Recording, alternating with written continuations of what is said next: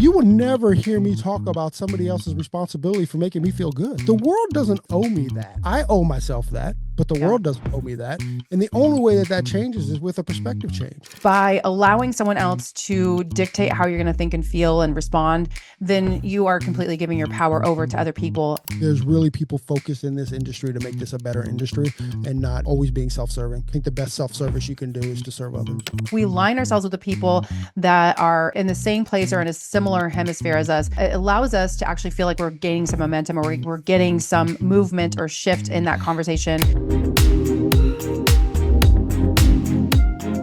Welcome back, friends, to the Successful Stylist Academy podcast. I'm your host, Ambrosia Carey. I get to have Corey back from Hair2Street once again. This is part 2. So if you missed part 1, go back to the last episode after you listen to this one, of course.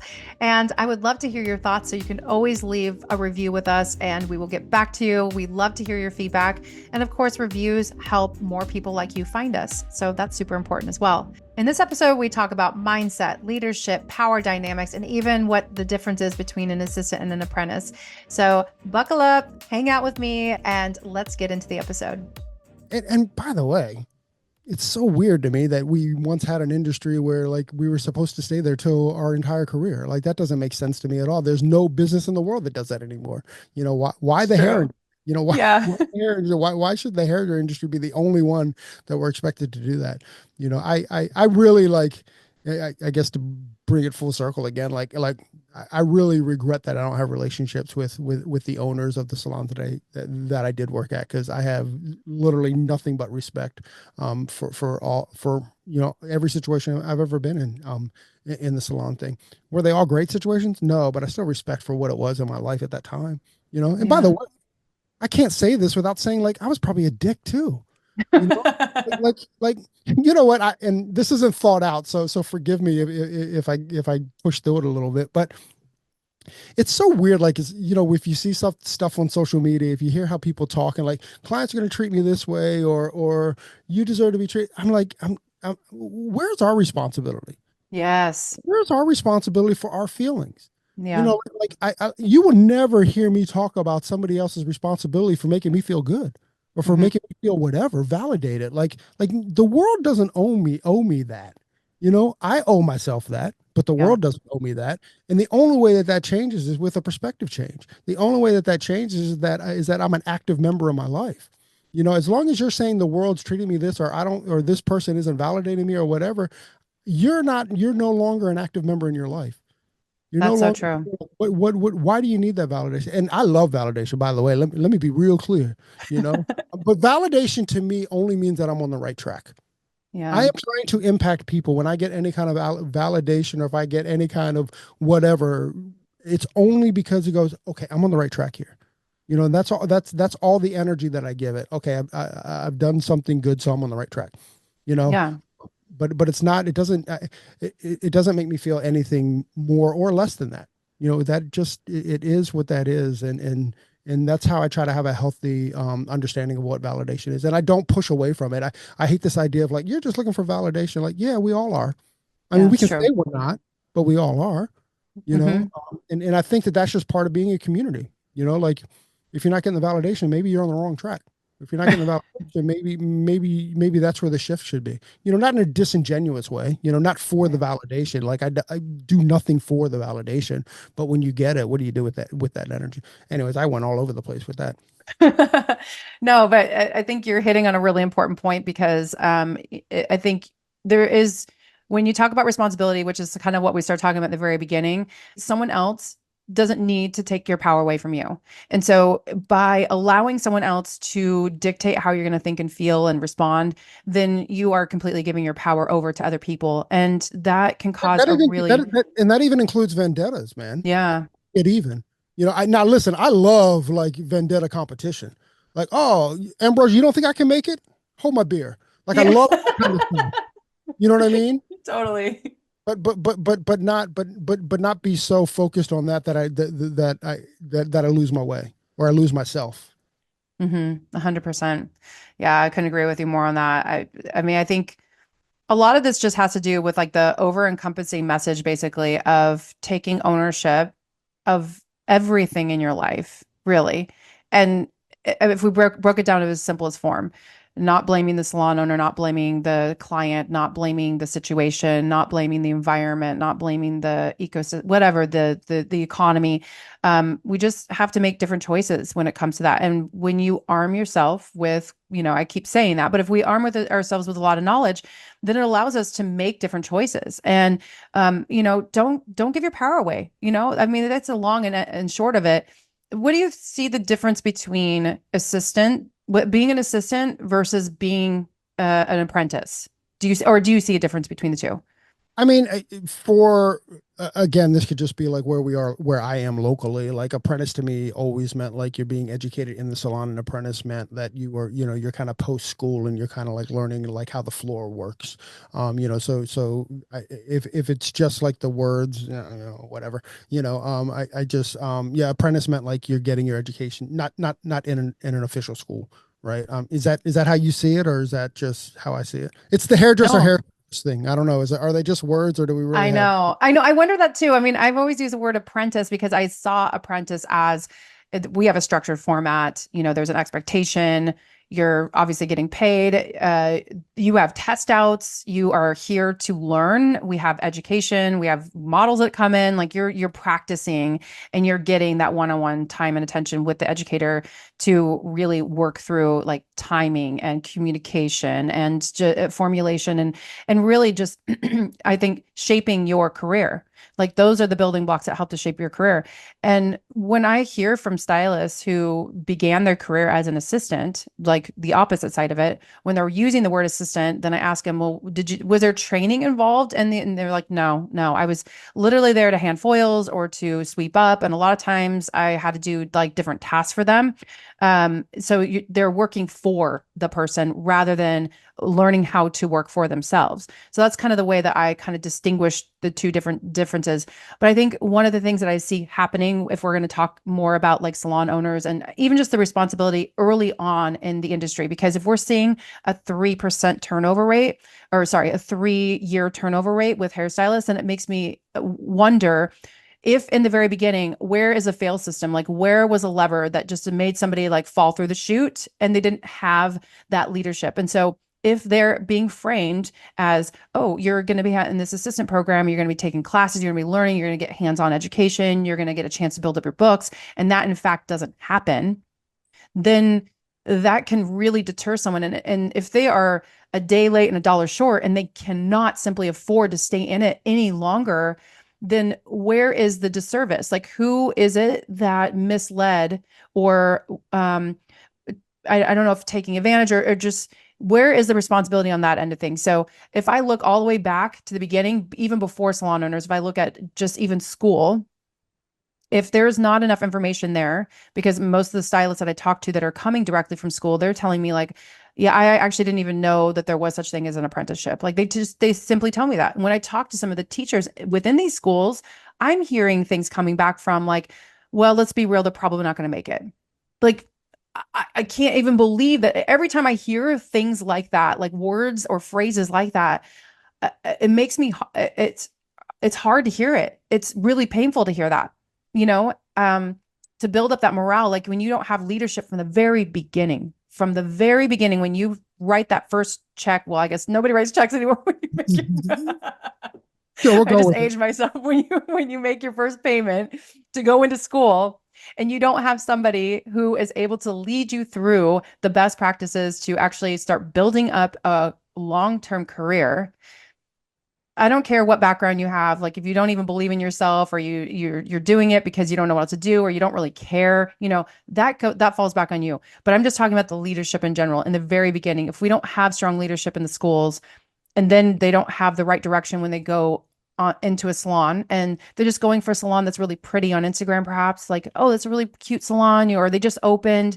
And then like the just opened part, then you're taking a huge risk, right? Because none of the kinks have been worked out. They don't have any cred. They don't have You any are the social kink. cred. What's that? You are the kink. If you Yeah, get, right. you know, Yeah, you're going to have to be worked out as well. Yeah, I know. dude. I mean, I think I said it before, like, leadership is, and by the way, I mean, we're talking about the industry, but I don't think it's just an industry thing. I think that it's an over, it's just a societal thing. You Yeah, know, that's true. leadership is lacking, and I could make the argument that, even we're not seeing leadership from our leaders. So, it's hard to even know what leadership looks like, feels like, tastes like, you know, and it's hard it's hard as in a leadership position to know what that is as well. I don't know what's out there. I don't know what's out there in the industry that is just leadership, that isn't like, oh well, leadership is also about the numbers. 'Cause I think we get crunched down by the numbers. But are you being taught or are you teaching as a leader how to believe in somebody and how to encourage them? There's some great books out there. But you know what leadership comes down to, Ambrosia? It's all about your own accountability. It's being Mm, accountable to yourself, and it's being accountable to your people. And sometimes though it's opposite of that. Sometimes it's being responsible for your people and then being responsible for yourself. And this is where, a lot of this chatter about work-life balance gets crazy to me. I think you and I had a conversation, which by the way, I say it every single time. I think I've even credited you, is that I don't think that there is work-life balance, but I think that there is work-life harmony. And you have to find out what harmony. that harmony is, because the balance thing looks like a scale, and Right. it's going to weigh out. And by the way, I would also argue, and I'm terrible at this. I'm guilty of this so much, but like I wish I could weigh the scale when I'm at home. I wish that like with my family time that I could Yeah. spend more weighted time with my family and less weighted time on the other things, but it never seems to work out. But I'm trying, man. Lord knows I'm trying. If I can just put that phone down for a few more hours in the day, man, there'll be more harmony there. But Yeah. yeah, the balance thing, at least the balance thing to me looks like a scale in my head and go like, where am I putting my time? But I also, yeah, back to leadership. Yeah, I think it's really important as a leader that we're we're there for best of your team. I was in the military, so I have a very military thought about leadership and how you prepare your team. And even back to the point where like handing over foils with no education isn't leadership. No. That's just filling a space. And Right. are you serving that person? And if you're that person in the salon, and I don't want a big walkout across the industry, but are they serving you? And I don't mean like serving your ego. It's not about Right. serving your ego, but are they serving your future? Because that's why you should be there. You You know? know, actually, that was a big learning lesson for me when I first became a salon owner, Corey, because when I first, of course, I did. I think what a lot of salon owners do is like you go in panic mode and you're like, I just got to generate as much money as I possibly can. So I took That's valid. yeah, right. And so I took like the structure of what I learned from another environment, which is kind of ironic because the whole reason why I left that environment is to not be in that environment. And here I am creating the same one. And that's very common for salon owners to do that. So what I did is I was working 3 chairs with assistants. There was no time for me to be there for anyone else. So it was like the Ambrosia show and it just became crazy. And it was one of those things too where I saw the life get sucked out of the individuals that were supporting me because it was all about it was just supporting me. That was it. It was just like a team of one. And I wasn't allowing other people to grow. So it took like that final I'm trying to remember what it is that actually like shifted that for me. I think actually somebody on the team said something, pulled me aside, and they were standing up for another stylist, and they were saying that that stylist was feeling overwhelmed and that they were scared to share that with me. And I was like, well, why are they scared to share that with me? I'm an open book. The door's always open. I'm always willing. And they're like, well, but that doesn't matter because the way you're treating them is not indicating that. They don't feel comfortable with sharing that with you because they're like intimidated because you're running like this crazy operation. You just always have these clients and they don't get breaks. They don't get, and I'm like, oh gosh.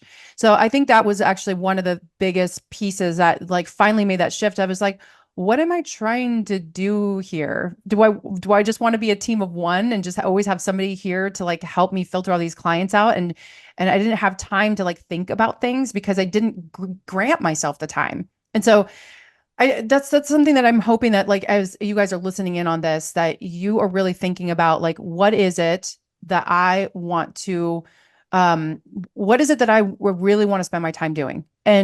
And how does that serve me in the long term? And who do I want to bring along that journey with me? Do I want to do it alone, or do I actually want to have other people with me? And if I do, what does that look like? And can I trust that these people are going to fulfill this thing so that I can actually have time to carve out for the other things that make this really sustainable? And I think that's a reason why I'm really obsessed with like sustainability in a business, because I think it's done nothing but helped me gain control of my own life. I don't know what I was running away from, but I think I had a chip on my shoulder. And I was trying to prove that I could do it. I was trying to prove it. And you can only do that for so long until you push everyone else out. And then it's just, and then you created your own prison. And I don't want people to do that, but I also don't want people to leave the industry either. So I think the only way that we can be like really harmonious together is we find our people, we find our community. And I think that's the reason why we're starting to see the shift happen in their industry, because people are really looking for true community and not this like completely washed out situation where it's like, oh, you're gonna get this these people on stage or throwing hair around and like, exciting you and stuff like that. But people are looking for something a little bit deeper and richer. And that I'm here for those conversations all day long. I want that to happen because I think that's where actual real change starts to happen, because that's what develops leaders, is having those kinds of conversations. So I'm just grateful for you, Corey. I'm really glad that you're doing this. And I just think you've sparked some things in me today that I really want to think about, like my responsibility with Successful Stylist Academy, what I really want to do within the industry, and how can I bring in other people? How can I ask for more help from other people that do it better than I do, instead of just trying to run around and do everything all by myself? That's been something that's been my journey for this year, and I think even into the next, hopefully just continuing on for the next few years, and just like letting go of what I think it needs to be and letting other people come in and take that in. So you inspire me, I think, more than I give you credit for. And I just want you to know that, Corey. Oh, dude, you're gonna make me cry. I forgot we were talking to other people because people don't realize that this is how we talk all the time, anyways. When we're talking, I totally forgot we're doing a podcast. Dude, thank you. Just thanks for giving me the opportunity and for actually pushing record on one of our conversations. I appreciate that. I appreciate that that you trust me enough to with your audience. I just really appreciate you. I appreciate what you're doing for the industry. I just I'm so grateful that all that stuff that we talk, but there's really people focused in this industry to make this a better industry, and not always being self-serving. I think the best self-service you can do is to serve others. Yeah, I agree with that 100%.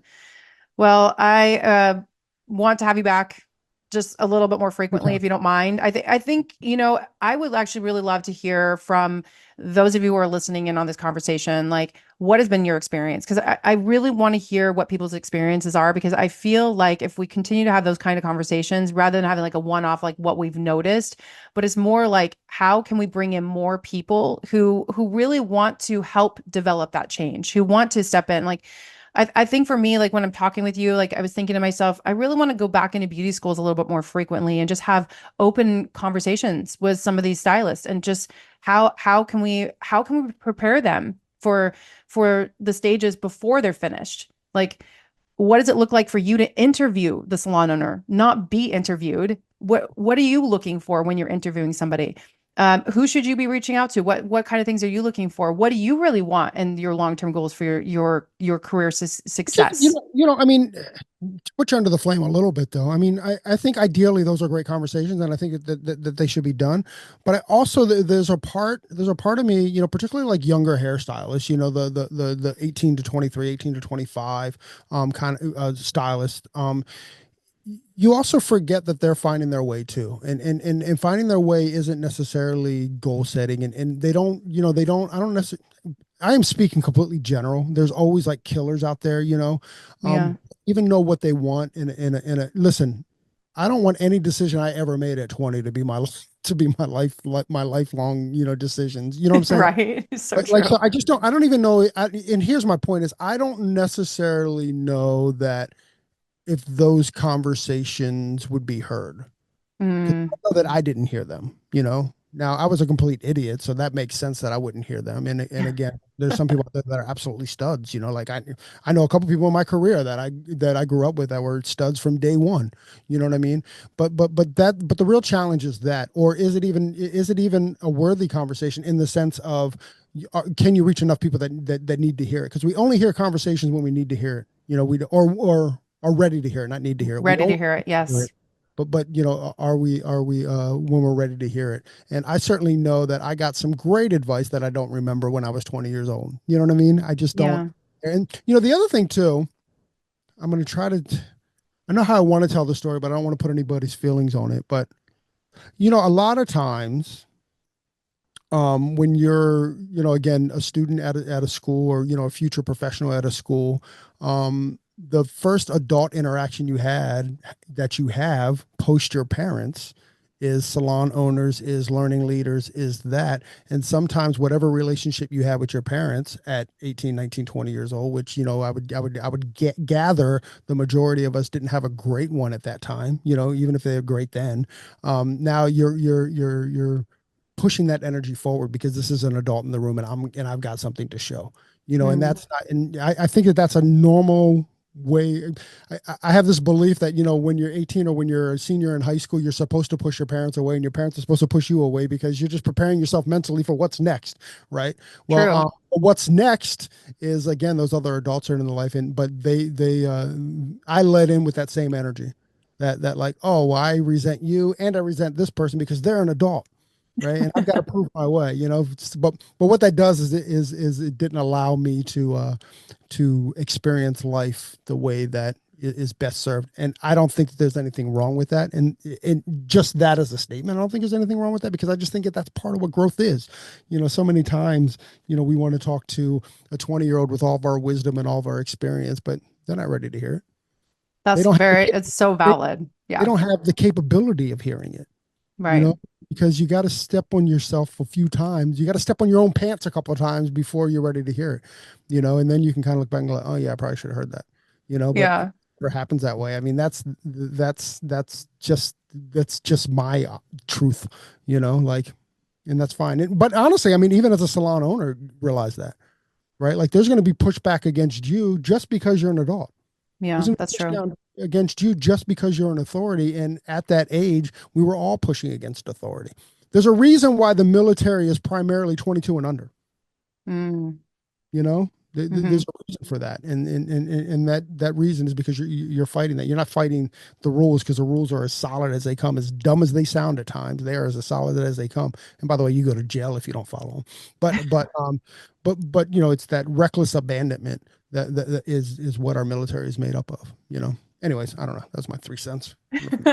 I think that's really valid, actually. And I think that's probably why it's hard to get to really the bottom of how to support some of these young stylists who enter into the industry, the way that we feel is going to help support them versus what they feel like they're looking for, what they think they're looking for, or what they're enamored by, or whatever. And just being able to like kind of like loosely have I'm thinking of like bowling, when you put the little like those little buffer things up. What are they called or whatever? The things Bumpers. that The the gutter bumpers, bumper. yeah. When you Yeah. put the bumpers up, like it's like how can we do that so that they have like these safe rails or whatever to get them to the end so they can actually push the pins over or whatever. So I think of things like that. I But think I think life. I think you have to. You got it. You have to hit the gutter balls, man.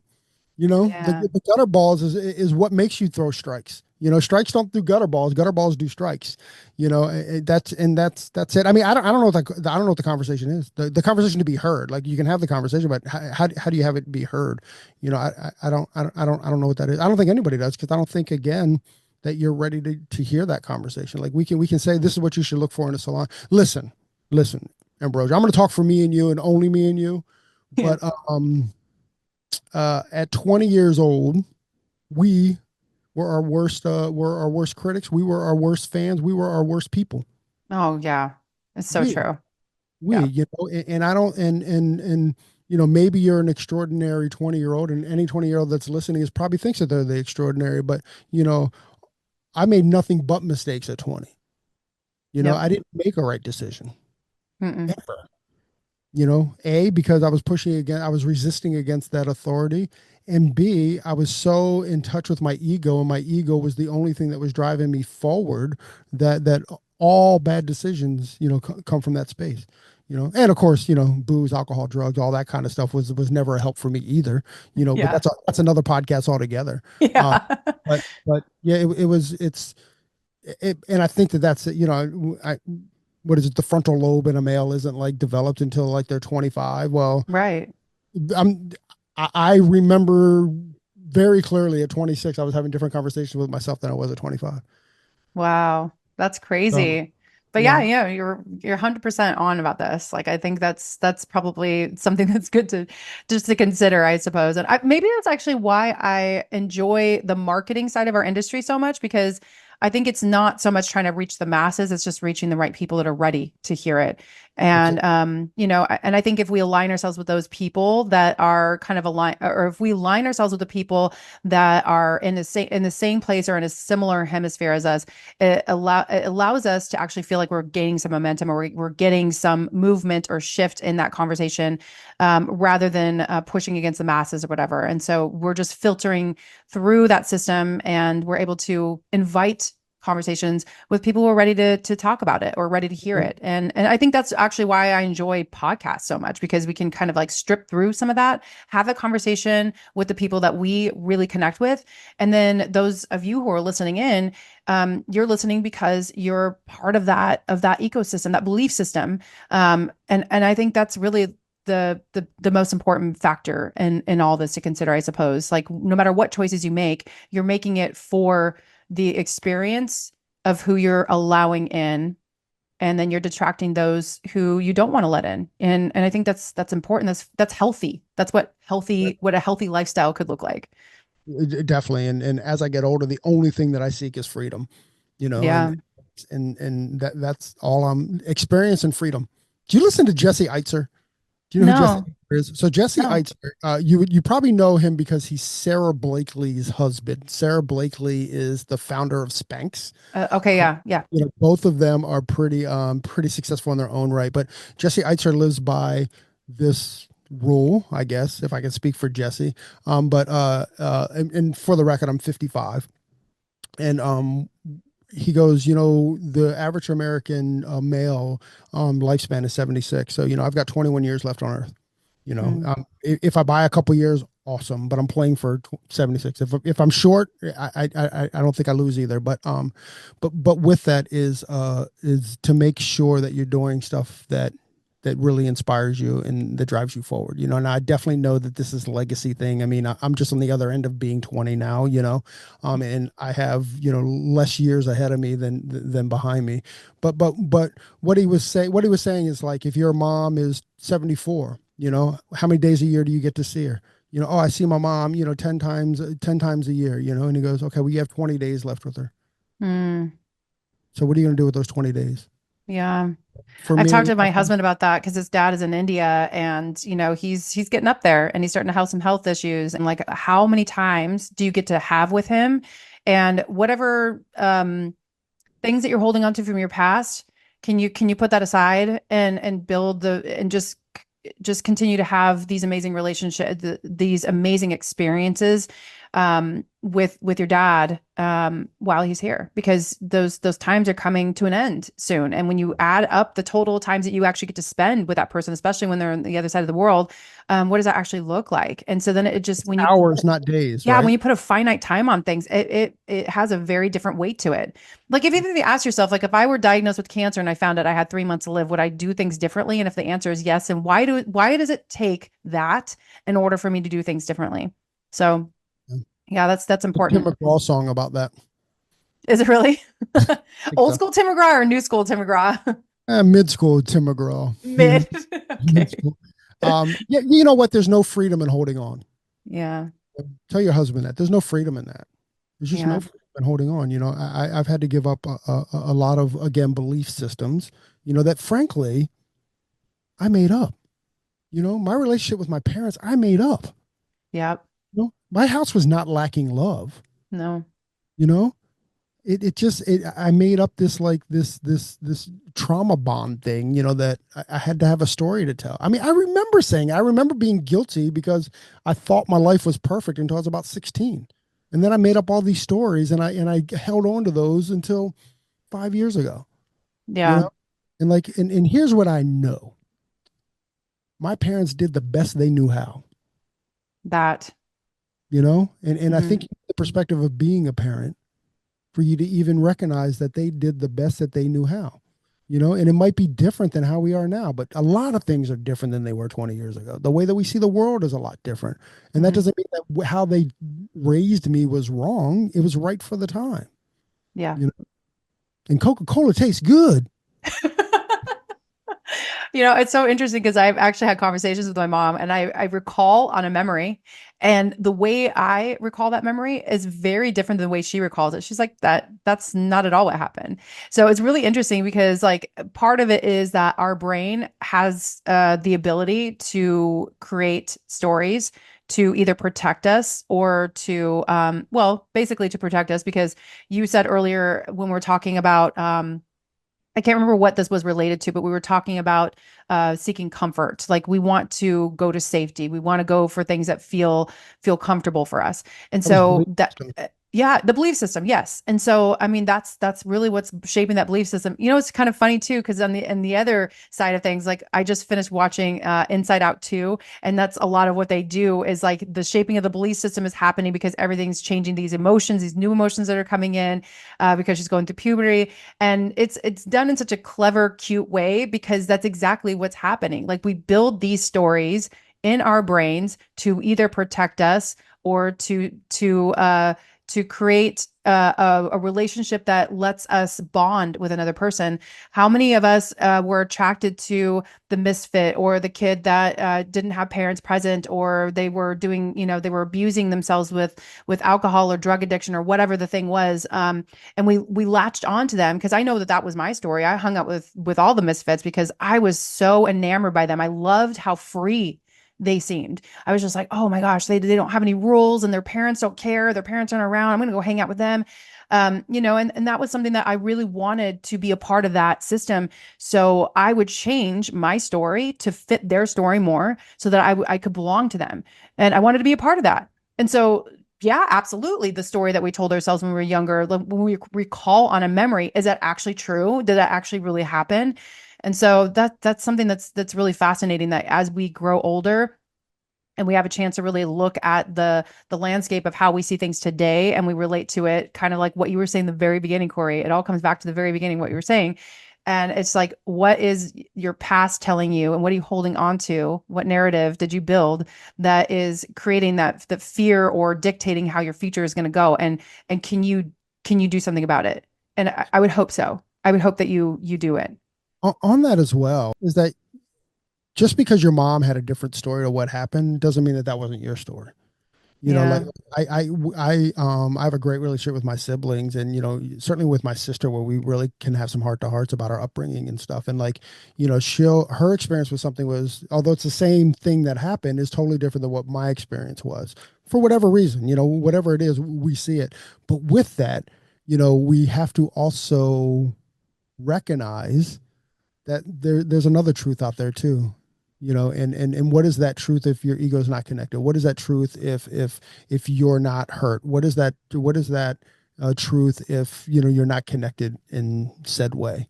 And that to me is like not anything worth exploring. Well, it is worth exploring, but it's just very interesting to me.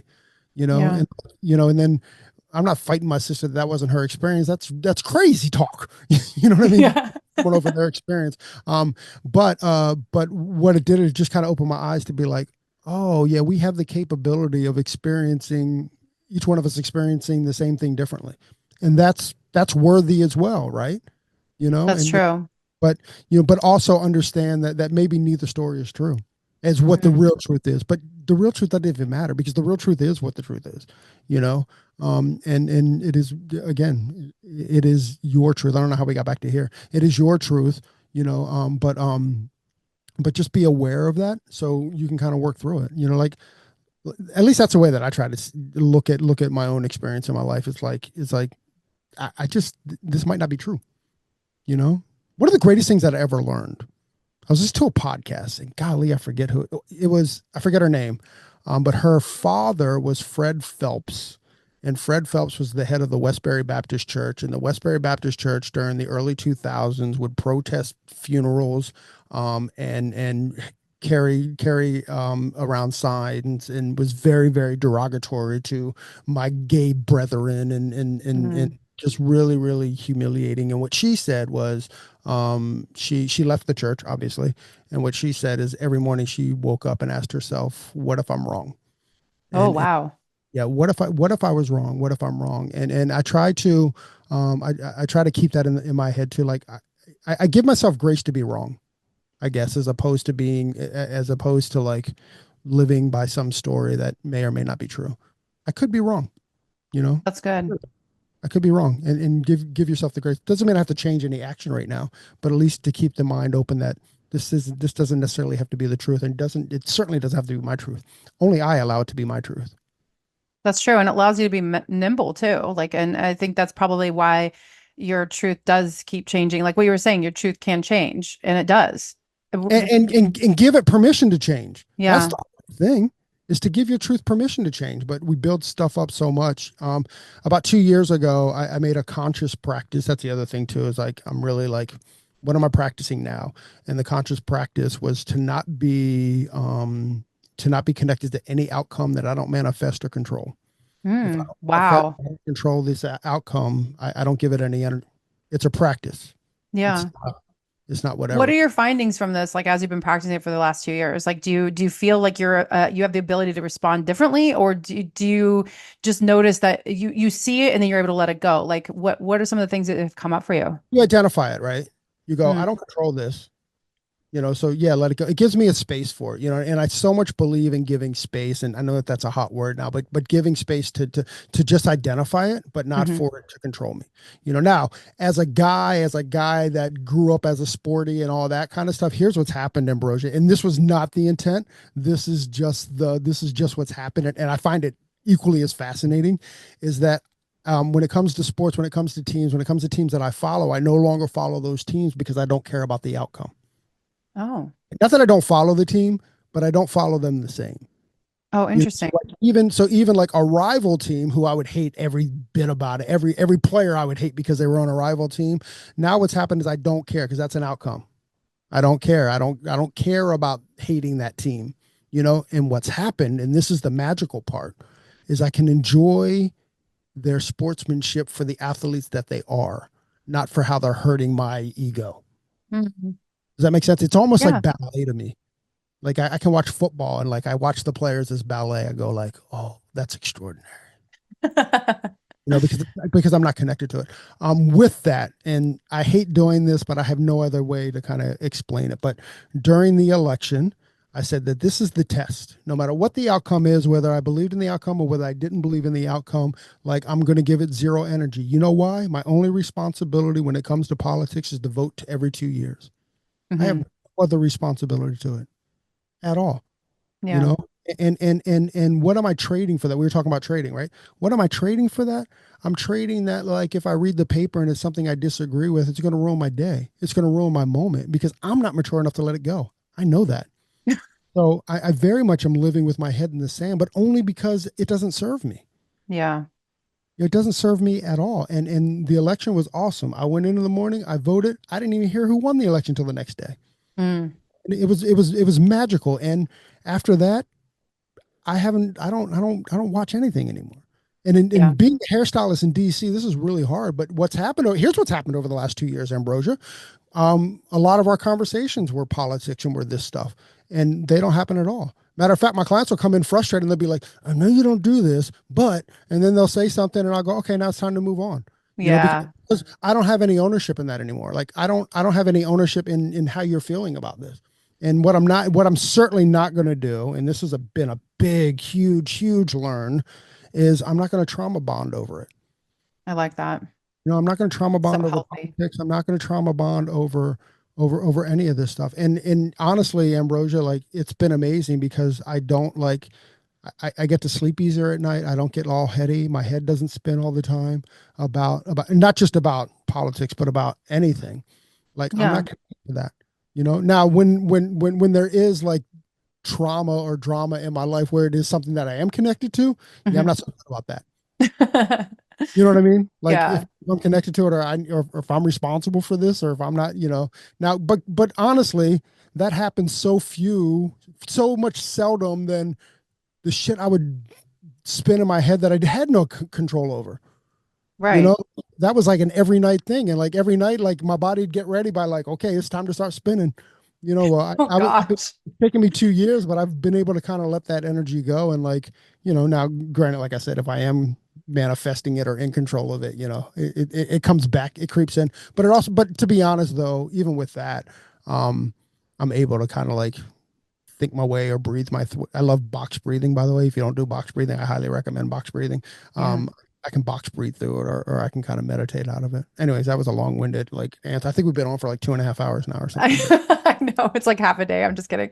No, I think that's so healthy. It's so important, I think, to allow to filter out the things that are not going to serve you or that are I mean, if it's getting in the way of your sleep or if it's just a stress that you're hanging on to, if you're putting any of your energy into something that just like is coming up with a negative outcome every single time, how amazing is it that you created and developed a practice for yourself that you were able to not feed it any more energy. So I think that's the important thing here is like, and it kind of goes in with everything else that you're about. This episode is brought to you by Gloss Genius, which is the ultimate game changer for salon professionals. It's designed for businesses of all sizes. So Gloss Genius simplifies your workflow with payments, booking, analytics, payroll, and so much more. It really is the all-in-one platform.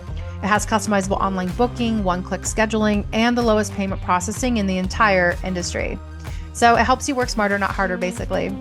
Try it for free. You can get that link in the description and elevate your business. Let's go. I mean, that's really what I'm gathering from it. It's like you're not going to give energy to things that are not going to serve you and that are going to they're going to deplete your energy in a way that is going to serve negativity and is going to have a negative impact on you and therefore compromise health. So I think that's the important thing that I'm hearing. it's kind of bizarre too because that outcome stuff is how men bond.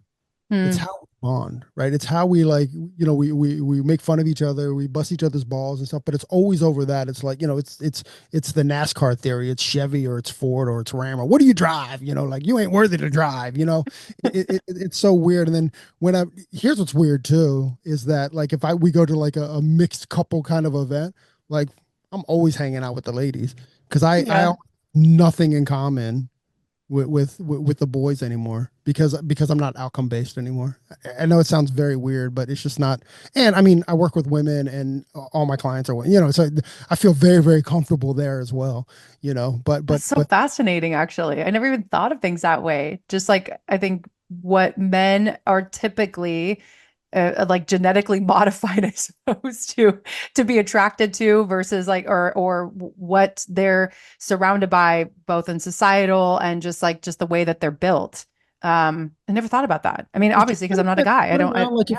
if you're in the room with a bunch of guys, listen to how they talk, and that's it. That's it. It's either about sports or guns Oh or my gosh, of course, absolutely. or whatever. And 9 times out of 10, it'll be a position of like, well, my gun's better than your gun, or I did something really cool with this, or my car is better than your car. And I'm 1,000% guilty of it, more than 1,000% guilty of it. But it's really weird when you identify it, when you Huh. recognize and you go like, this is bizarre. This is like bizarre conversations that we're having that have no meaning at all. And not that we have to have deep conversations. That's not what I'm saying either. But it's just weird when you kind of recognize what you're talking about and literally none of it matters. I mean, you talk about branding, like, men talk about like, the way that stuff is branded. Like, Really? Oh but wow. not we don't know that we're talking about that. But Yeah. again, it comes down to like, are you part of the Ford cult, or are you part of the Chevy cult, or are you part of the Oh Dodge right. cult, or this, or and or it's the same exact thing as team, right? Are you a Redskins fan? Are you a whatever fan? It's all the same conversations. You just change the subject. It's all very bizarre, And once again, I never thought it was bizarre until the one instant where I identified. I go, this is strange, you Yeah. And know. then you can't unsee Then it. I can't unsee it, and now Yeah. and then and through the practice of not being connected to outcome, like now I don't have care for it. And, Mm. and I think like I would love to talk to my brother about it actually, like because he's very much that, he's a sport guy, he gambles and stuff. And no judgment on that. That's just where he is. But like how has our relationship changed? Because I just can't even entertain it anymore because I can't even fake it anymore. Like I'm sure I'm like the worst fucking dude in the world because of it, but I can't pretend anymore, if that makes sense. Like I don't care about gambling. I don't care about outcome. I don't care about whatever. I love a good sporting event. Don't get me wrong. Yeah. As far as the outcome of it, no, I could care less about, you know? That's great. That's the way I think. So I just assumed everyone else thought that way, but no, you're No, absolutely no, correct. bro. Yeah, No, yeah. not everyone Yeah, next does. time your husband's around with his brothers and stuff, I also have this belief too, Ambrosia, and then I swear I'll let you go, is that I think a man's worst enemy are his brothers and his friends. Really? You think that? Oh my gosh, I that's funny. know that. It's so interesting because like one of the things that my husband and I, if we go back to like what I was sharing with you about his father being in India, his dad is surrounded by like his tribe of guys at the temple. And he doesn't have any women in the house. It's just, he's surrounded by all this male energy. And what's Your really interesting is like my father-in-law. husband, yeah. So when my husband goes back to India, he was sharing with me that when he hangs out with his dad, he feels like he's not able to have these deeper, richer conversations with his dad. He's just like, well, my dad is this way, and this is just how he's always been. This is how he is. And it wasn't until I started coming with him that all of a sudden there's a female in the room, and you've got this feminine energy, and it changes things. And well, also the fact that I don't speak Punjabi and he doesn't speak English, so he had to slow down to make me feel comfortable. And then I also had to communicate in different ways because I was not able to use words, and all I had was either my husband to translate for me or Google Translate. And so, but I think it's really remarkable because the last time that we were all there together, my husband was like, a big shift happened with my dad and I have to thank you for it. And I don't think it was me personally. I think it's just the fact that having a female in the room changed the outcome of what the interactions were to look like versus me not being there. And I think there is something to be said about that. Like it's fascinating how when you have the chance to look at things from a different perspective, you don't necessarily have to have female there. I mean, everyone has a capacity to hold on to. You are a direct reflection of that. You just got through saying that you are able to identify more with that feminine energy because you're able to have different kinds of conversations and you're not so outcome based or focused. And so that is something that I also realized with my husband and his father. They were able to connect in a very different way because they slowed down and they had this ability to, I think, lean more into their own feminine energy a little bit more. So they were able to have conversations in a different way. And ever since then, it's been remarkable for me personally to witness the kinds of conversations they have now. I know. It's beautiful. Like it makes me it makes me feel really good to witness that and to feel that because it's changed things for him, and it's changed things for the relationship. It's changed things for him, and what's really fascinating about all of it is it's actually helped us bond in a very different way too that I wasn't necessarily seeking, but it presented itself for me and for him. So yeah, it's truly remarkable, I think, to allow yourself to see things and bond with people in a very different way. And I think just be able to oscillate between masculine and feminine energy. Like we all possess it, but I think we need to just allow that in a little bit more.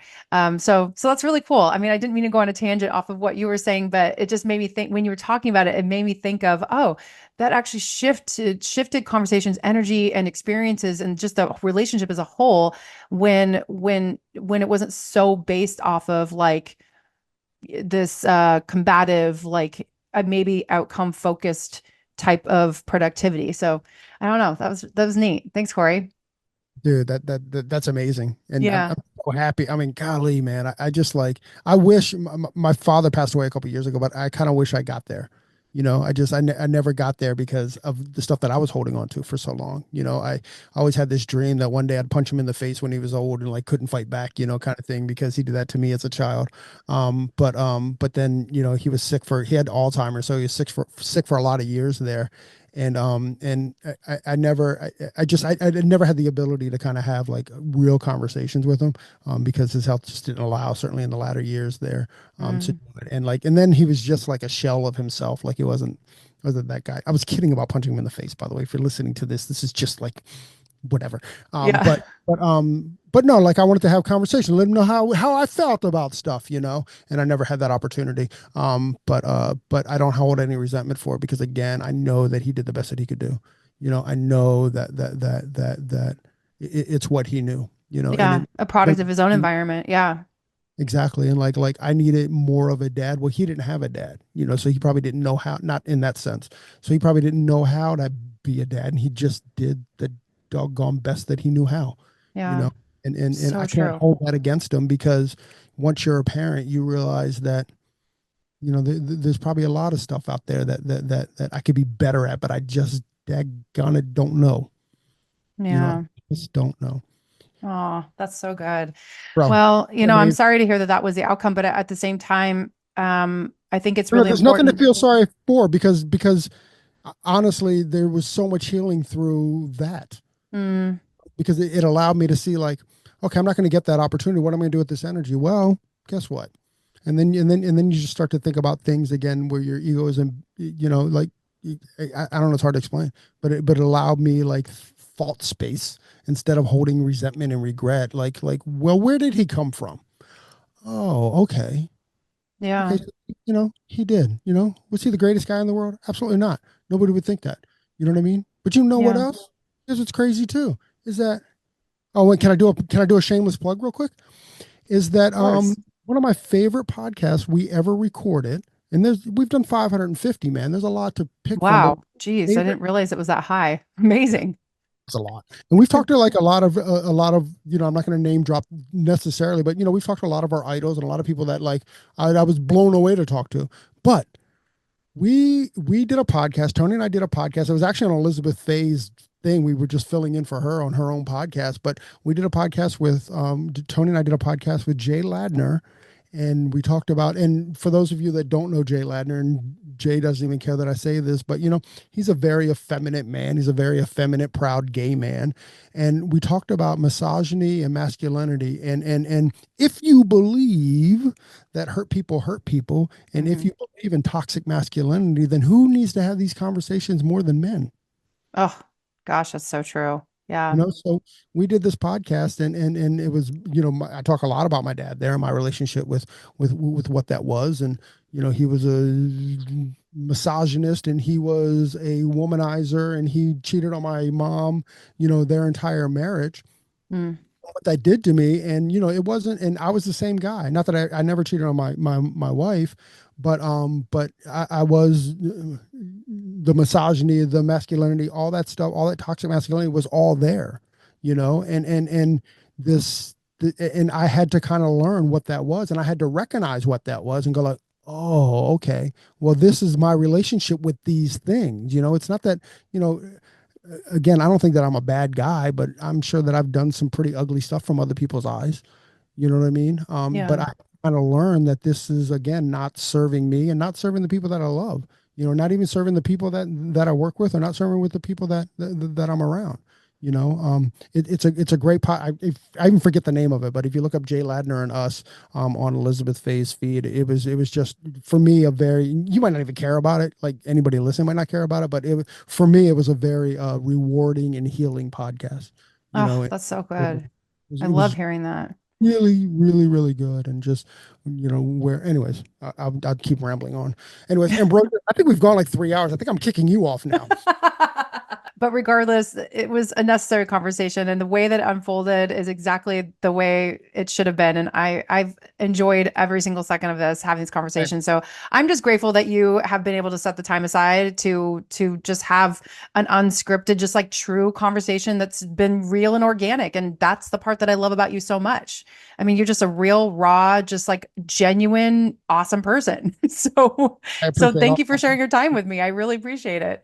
Thank you. I, of course, I'll be dropping the Instagram, Heritage Instagram, and the show notes, and anything else that you want me to share with our audience as well. Happy to do so. But I just want to thank you from the bottom of my heart for hanging out with me and spending this time. Yeah, thank you. I mean, thank you for making the time and for allowing me to come on and chat with you. Well, I mean, literally, I was chatting with you. You know, the people just got to listen.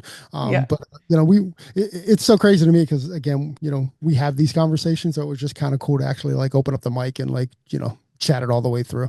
Anyways, totally. once again, thank you so much. Thanks for hanging out, or for letting me hang out, and love you, love all your people. Oh, thank you. Love you too. All right. Well, we'll talk to you very soon, and I would love to have you come back in another season, and we'll do a follow up. Anytime. All right, friends, that was part two. So if you missed part one, please go back. That is in the show notes. So you can just click on that and listen away. I would love to hear your feedback as well. So definitely leave us a review and tell us what your favorite part, and maybe even future episodes, what you'd like to hear more of. I want to continue to encourage you to dream big, set goals, take action, and I will see you next week.